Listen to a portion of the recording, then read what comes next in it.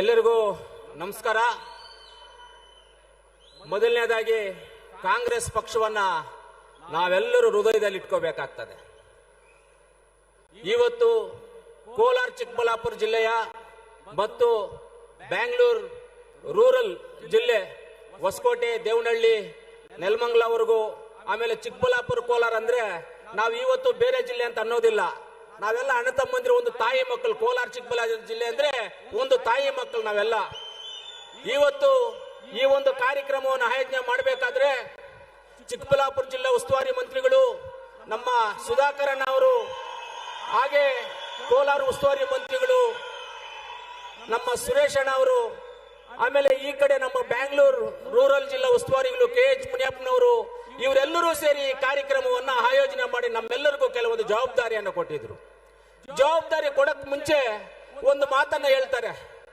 ಏನ್ ಹೇಳ್ತಾರೆ? ನಮ್ಗೆ ಇವತ್ತು ಭಾರತ ದೇಶಕ್ಕೆ ಸ್ವಾತಂತ್ರ್ಯ ತಂದು ಕೊಟ್ಟಿದ್ದಂತ ಕಾಂಗ್ರೆಸ್ ಪಕ್ಷ, ಭಾರತ ದೇಶಕ್ಕೆ ರೈಲ್ವೆ ರೋಡ್ ಆಗ್ಬೋದು, ಭಾರತ ದೇಶಕ್ಕೆ ಇಂಟರ್ನೆಟ್, ಕಾರು, ಬಸ್ಸು, ರೈಲು ಎಲ್ಲವನ್ನ ಕೊಟ್ಟಿದ್ದಂತ ಕಾಂಗ್ರೆಸ್ ಪಕ್ಷ, ನಮ್ಮ ರಾಹುಲ್ ಗಾಂಧಿ ಅವರ ಕನಸು ಏನಿತ್ತು ಅಂದ್ರೆ, ಯಾರೇ ಆಗ್ಲಿ ನಮ್ಮ ಭಾರತ ದೇಶದ ಮಕ್ಕಳು, ನಮ್ಮ ತಂದೆಯಂದ್ರು, ನಮ್ಮ ತಾಯಂದ್ರು ಯಾರೇ ಆಗಲಿ ಒಬ್ಬರ ಹತ್ರ ಈ ತರ ಕೈ ಚಾಚಬಾರ್ದು, ಅವ್ರಿಗೆ ಏನಾದ್ರೂ ಒಂದು ಅವರ ಹಸುಮುಕ್ತ ಭಾರತ ಮಾಡಬೇಕು ಅನ್ನೋ ಒಂದು ಗುರಿ ಇಟ್ಕೊಂಡು ಅವರು ಮನ್ರೇಗಾ ಕಾರ್ಯಕ್ರಮವನ್ನ ನಮ್ಮ ಆಗಿನ ಪ್ರಧಾನಮಂತ್ರಿಗಳಾದಂತಹ ಮನಮೋಹನ್ ಸಿಂಗ್ ಅವರ ನಾಯಕತ್ವದಲ್ಲಿ ನಮ್ಮ ರಾಹುಲ್ ಗಾಂಧಿ ಅವರು ಅವತ್ತು ನಮ್ಗೆ ಮನ್ರೇಗಾ ಕಾರ್ಯಕ್ರಮ ಕೊಟ್ರು. ಮನ್ರೇಗಾ ಕಾರ್ಯಕ್ರಮ ಅಂದ್ರೆ ಏನು? ನಮ್ಮೂರಲ್ಲಿ ಗ್ರಾಮ ಸಭೆ ಮಾಡಿಕೊಂಡು, ನಮ್ಮ ಪಂಚಾಯತಿನಲ್ಲಿ ಗ್ರಾಮ ಸಭೆ ಮಾಡಿಕೊಂಡು ಏನು ಕಾರ್ಯಕ್ರಮಗಳು ಮಾಡಬೇಕು, ಯಾವ ರೀತಿ ಮಾಡ್ಕೋಬೇಕು ಅನ್ನೋದನ್ನ ಒಂದು ಪಟ್ಟಿಯನ್ನ ಮಾಡಿಕೊಂಡು ಅದರ ಮುಖಾಂತರವಾಗಿ ನಾವು ಕೆಲಸ ಮಾಡಕ್ ಹೋಗ್ತಾ ಇದ್ವಿ. ಆದ್ರೆ ಆವತ್ತು ಇವತ್ತು ಏನು ವ್ಯತ್ಯಾಸ ಅನ್ನೋದಕ್ಕೆ ನಾನು ಹೇಳಕ್ ಇಷ್ಟಪಡ್ತೀನಿ. ಆವತ್ತು ಮಾಡುವಂತ ಕಾರ್ಯಕ್ರಮಗಳು ಎಷ್ಟೋ ಜನ ರೈತರಿಗೆ ಹೆಣ್ಮಕ್ಳು ಕೊಡ್ತಾ ಇರಲಿಲ್ಲ ಮದುವೆಗೆ. ಈ ಮನ್ರೇಗಾ ಕಾರ್ಯಕ್ರಮ ಬಂದಿರೋದ್ರಿಂದ ಅವರು ಕಷ್ಟಪಟ್ಟು ಕೂಡಾಕಿ ಚೀಟಿ ಹಾಕೊಂಡು ಅದರಲ್ಲಿ ಕೆಲಸ ಮಾಡಿ ಉಳಿದಿದ್ದ ಹಣದಲ್ಲಿ ಮನೆಗಳು ಕಟ್ಕೊಂಡು ಅವರು ಜೀವನಾಂಶವನ್ನ ನಡ್ಕೊಂಡು ಹೋಗ್ತಾ ಇದ್ದಾಗ ಹೆಣ್ಣು ಮಕ್ಕಳು ಕೊಡುವಂತ ಪರಿಸ್ಥಿತಿ ಈಗ ತಾನೇ ಬೆಳ್ಕೊಂಡು ಬರ್ತಾ ಇತ್ತು. ರೈತರನ್ನ ಗೌರವಿಸ್ತಾ ಇದ್ರು. ಇವತ್ತು ಇಂಥ ಒಂದು ಕಾರ್ಯಕ್ರಮವನ್ನ ಆ ಗ್ರಾಮ ಪಂಚಾಯಿತಿ ಮಟ್ಟದಲ್ಲಿ ಇಲ್ಲದೆ ಇರೋದ್ರಿಂದ, ಗ್ರಾಮ ಪಂಚಾಯಿತಿ ಮಟ್ಟದಲ್ಲಿ ಇರಬಾರ್ದಂತೆ, ಅವ್ರಿಗೆ ಗ್ರಾಮ ಪಂಚಾಯಿತಿ ತೀರ್ಮಾನ ಮಾಡಬಾರ್ದಂತೆ. ಅಂದ್ರೆ ಇವತ್ತು ರೈತರು ಅಂದ್ರೆ ಅವ್ರ ಜಮೀನುಗಳನ್ನ ಅಚ್ಚುಕಟ್ಟನ್ನ ಭದ್ರಿಸ್ಕೊಳ್ತಾ ಇದ್ರು, ರಾಜಕಾಲುವೆ ಮಾಡ್ತಾ ಇದ್ರು, ಕೆರೆನ ಅಭಿವೃದ್ಧಿ ಮಾಡ್ತಾ ಇದ್ರು, ಕೆರೆ ಕಟ್ಟೆನ ಅಭಿವೃದ್ಧಿ ಮಾಡ್ತಾ ಇದ್ರು, ತೂಮನ್ನ ಅಭಿವೃದ್ಧಿ ಮಾಡ್ತಾ ಇದ್ರು, ಮಶಾನಕ್ಕೆ ಕಾಂಪೌಂಡ್ ಆಗ್ತಾ ಇದ್ರು, ಕಬ್ರಸ್ತಾನ್ಗೆ ಕಾಂಪೌಂಡ್ ಆಗ್ತಾ ಇದ್ರು, ಮಸೀದಿಗಳಿಗೆ ಕಾಂಪೌಂಡ್ ಆಗ್ತಾ ಇದ್ರು, ಚರ್ಚ್ಗಳಿಗೆ ಕಾಂಪೌಂಡ್ ಹಾಕೊಳ್ತಾ ಇದ್ರು ಮನ್ರೇಗಾದಲ್ಲಿ. ಇನ್ನು ಎಷ್ಟೋ ಜನ ಅಂಗನವಾಡಿ ಕೇಂದ್ರಗಳು ಇವತ್ತು ಗ್ರಾಮ ಪಂಚಾಯತಿಗಳೇನಾದ್ರೂ ಹಂತವಾಗಿ ಕಾಣಿಸ್ತಾ ಇದಾವೆ ಅಂತ ಹೇಳಿದ್ರೆ ಅದು ಮನ್ರೇಗಾಯಿಂದ. ಗ್ರಾಮ ಪಂಚಾಯತಿ ಬಿಲ್ಡಿಂಗ್ ಅನ್ನ ಕಟ್ಕೊಳ್ತಾ ಇದ್ರು, ಗ್ರಾಮ ಪಂಚಾಯತಿ ತೀರ್ಮಾನ ಮಾಡಿ ಆ ಬಿಲ್ಡಿಂಗ್ ಅನ್ನ ಮಾಡ್ತಾ ಇದ್ರು. ಎಷ್ಟು ಅಂಗನವಾಡಿ ಕೇಂದ್ರಗಳು ಮಾಡಿದೀವಿ ನಾವೆಲ್ಲ, ಎಷ್ಟು ಅಂಗನವಾಡಿ ಕೇಂದ್ರಗಳು, ಎಷ್ಟು ಶಾಲಾ ಕಾಂಪೌಂಡ್ಗಳು, ಹಾಸ್ಟೆಲ್ ಕಾಂಪೌಂಡ್ಗಳು, ಶಾಲಾ ಕಾಲೇಜುಗಳಲ್ಲಿ, ಹಾಸ್ಟೆಲ್ಸ್ ಅಲ್ಲಿ, ಅಂಗನವಾಡೀಸ್ ಅಲ್ಲಿ ಎಷ್ಟು ಮರ ಗಿಡವನ್ನು ಬೆಳೆಸಿದೀವಿ ನಾವು, ಪ್ರಕೃತಿಗೋಸ್ಕರ ಮಾಡೋ ಗಿಡವನ್ನು ಗೆಲ್ಸಿದೀವಿ. ಇದೆಲ್ಲ ನಮ್ಮ ನಾಯಕರಾದಂತ ರಾಹುಲ್ ಗಾಂಧಿ ಅವರದು ಇದೆಲ್ಲ ಕನಸಾಗಿತ್ತು ಅವ್ರದೆಲ್ಲ. ಇದೆಲ್ಲ ಕನಸಾಗಿತ್ತು. ಇವತ್ತೇನಾಗಿದೆ, ಮನ್ರೇಗಾವನ್ನ ಮೊದಲು 100% ಸೆಂಟ್ರಲ್ ಗೌರ್ಮೆಂಟ್ ಇಂದ ಬರ್ತಾ ಇತ್ತು. ಇವತ್ತು ಸ್ಟೇಟ್ ಗೌರ್ಮೆಂಟ್ 40% ಅಂತೆ, ಸೆಂಟ್ರಲ್ ಗೌರ್ಮೆಂಟ್ 60% ಅಂತೆ. ಏನ್ ಈ 40% ಎಲ್ಲಿ ಹೋಗ್ತಾ ಇದೆ? ಹಂಗಾದ್ರೆ 40% ನಾವ್ ಹಾಕ್ಬೇಕು ಸ್ಟೇಟ್ ಗೌರ್ಮೆಂಟ್ ಇಂದ ಅಂದ್ರೆ ಇನ್ನ 40% ಮೊದಲು ಕೊಡ್ತಾ ಇದ್ದ ದುಡ್ಡು ಎಲ್ಲಿ ಹೋಗೋಕೆ ಪ್ಲಾನ್ ಮಾಡಿದೀರಾ ನೀವು? ಏನಾದ್ರೂ ಉದ್ದೇಶ ಏನು ನಿಮ್ದು? ಉದ್ದೇಶ ಏನು ಅಂತ ತಿಳಿಸಿ ನಮ್ಮ ರೈತರಿಗೆ, ಈ ಭಾರತ ದೇಶದ ಜನಕ್ಕೆ ಅಂತ ನಾವು ಕೇಳ್ತೀವಿ ನಿಮ್ಮನ್ನ.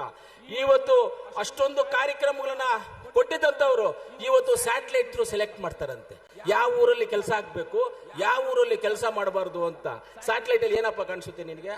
ನಮ್ಮ ಹಳ್ಳಿಗಳಲ್ಲಿ ಬಂದ್ಬಿಟ್ಟು ರೈತರು ಕುರಿಗಳು ದೊಡ್ಡ ಮಾಡ್ಕೊಳ್ತಾ ಇದ್ರು, ದನದ ಕೊಟ್ಟಿಗೆ ಮಾಡ್ಕೊಳ್ತಾ ಇದ್ರ ಇಲ್ಲೋಪ್ಪ?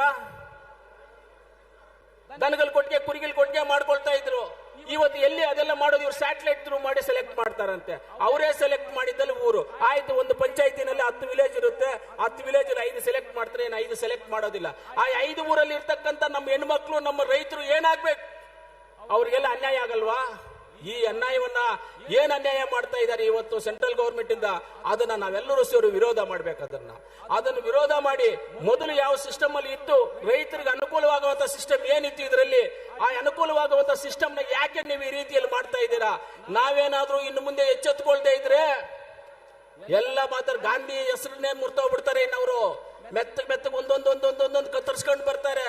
ಹೆಂಗೆ ಅಂದ್ರೆ ಮರ ಇರುತ್ತೆ, ಬೇರುಗಳಿರ್ತವೆ, ಸೆಂಟ್ರಲ್ ಇರುತ್ತಲ್ಲ ಬೇರು ದೊಡ್ಡದು, ಅದ್ರ ಒಳಗಡೆಯಿಂದಾನೆ ಕಟ್ ಮಾಡಿಬಿಡ್ತಾರೆ. ಆಟೋಮೆಟಿಕ್ ಆಗಿ ಮರ ಬಿದ್ದು ಗಾಳಿಗೆ ಬಂದು ಬಿದ್ದೋಯ್ತು ಅಂತ ಹೇಳ್ಬಿಡ್ತಾರೆ. ಬೇಕಂದ್ರೆ ಆ ರೀತಿಯಲ್ಲಿ ಮಾಡ್ತಾರೆ. ಅದರಿಂದ ನಾವೆಲ್ಲ ಎಚ್ಚೆತ್ಕೊಂಡು ಏನಿವತ್ತು ಮನ್ರೇಗಾ ಕಾರ್ಯಕ್ರಮ ಇದೆ, ಮೊದಲ ಸಿಸ್ಟಮ್ ಏನಿತ್ತು ಆ ಸಿಸ್ಟಮ್ ಪ್ರಕಾರವಾಗಿ ಹೋಗಬೇಕು ಅನ್ನೋದು ನಮ್ಮೆಲ್ಲರ ಉದ್ದೇಶ.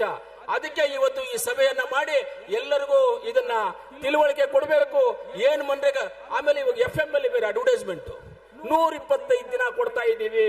125 ದಿನ ಏನಪ್ಪ 125 ದಿನ? ನೀವೇನ್ ಸ್ಯಾಟಲೈಟ್ ಇಂದ ಸೆಲೆಕ್ಟ್ ಮಾಡ್ಕೊಡೋದಾ? ಯಾರು ಸ್ಯಾಟಲೈಟ್ ಇಂದ ಸೆಲೆಕ್ಟ್ ಮಾಡ್ಕೊಡೋರು ಯಾರು? ಏನದು ಸ್ಯಾಟಲೈಟ್ ಇಂದ ಸೆಲೆಕ್ಟ್ ಮಾಡ್ಕೊಡೋದು? ನೀವು ಎಲ್ಲಿ ನೀವು ಗುರುತಿಸಿ ನೀವೇ ಡಿಸೈಡ್ ಮಾಡೋದು ಕೆಲಸ ಅಂತ? ಕಾಂಟ್ರಾಕ್ಟರ್ ಕೆಳಗಡೆ ನಮ್ಮ ರೈತರ ಕೆಲಸ ಮಾಡ್ಬೇಕಾ?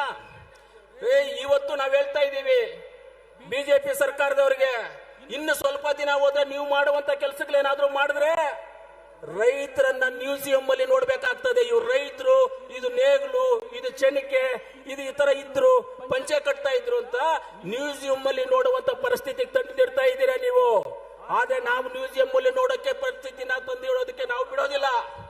ನಾವೆಲ್ಲರೂ ರೈತರನ್ನ ಹೊಲದಲ್ಲೇ ನೋಡ್ಬೇಕು, ರೈತರನ್ನ ಗ್ರಾಮದಲ್ಲೇ ನೋಡ್ಬೇಕು, ರೈತರ ಕೈಯಲ್ಲೇ ನೇಗಲು ನೋಡ್ಬೇಕು, ರೈತರ ಕೈಯಲ್ಲೇ ಎತ್ತುಗಳು ನೋಡ್ಬೇಕು. ಇದನ್ನ ನಮ್ಮ ಕಾನ್ಸೆಪ್ಟ್ ಇದೆ, ನಮ್ಮ ಕಾಂಗ್ರೆಸ್ ಪಕ್ಷದ ಕಾನ್ಸೆಪ್ಟ್.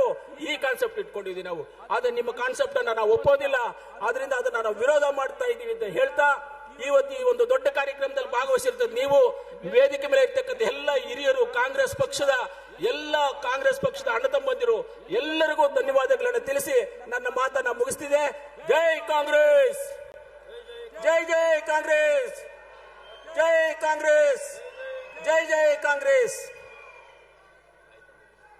ಕೊತ್ತೂರು ಮಂಜುನಾಥ್ರವರಿಗೆ ಧನ್ಯವಾದಗಳು. ಇಲ್ಲಿ ನೆರೆದಿರ್ತಕ್ಕಂಥ ಈ ಜನಸ್ತೋಮಕ್ಕೆ ಊಟದ ವ್ಯವಸ್ಥೆಯನ್ನ ಮಾಡಲಾಗಿದೆ. ಯಾರು ಕೂಡ ಊಟ ಮಾಡದೆ ಹೋಗಬಾರದು. 2 ಗಂಟೆ ಮೇಲೆ ಊಟದ ಕೌಂಟರ್ಗಳನ್ನ ಪ್ರಾರಂಭ ಮಾಡಾಗುತ್ತೆ. ಕಾರ್ಯಕ್ರಮ ಮುಕ್ತಾಯ ಆದ್ಮೇಲೆ ಎಲ್ಲರಿಗೂ ಊಟದ ವ್ಯವಸ್ಥೆ ಮಾಡಲಾಗಿದೆ. ದಯಮಾಡಿ ಸಹಕಾರ ಕೊಡಬೇಕು ಅಂತ ಮನವಿ ಮಾಡಿಕೊಂಡು, ಈಗ ಸಭೆಯನ್ನ ಉದ್ದೇಶಿಸಿ ಕೋಲಾರ ಜಿಲ್ಲೆ ಮತ್ತು ಚಿಕ್ಕಬಳ್ಳಾಪುರ ಜಿಲ್ಲೆ ಎರಡೂ ಜಿಲ್ಲೆಗಳಿಂದ ಸ್ಥಳೀಯ ಸಂಸ್ಥೆಯಿಂದ ಆಯ್ಕೆಯಾಗಿ ಶಾಸಕರಾಗಿರ್ತಕ್ಕಂಥ ಸನ್ಮಾನ್ಯ ಅನಿಲ್ ಕುಮಾರ್ ಅವರು ಸಭೆಯನ್ನು ಉದ್ದೇಶಿಸಿ 2 ನಿಮಿಷ ಮಾತನಾಡಬೇಕು ಅಂದರೆ ಮನವಿ ಮಾಡಿಕೊಳ್ತೇನೆ.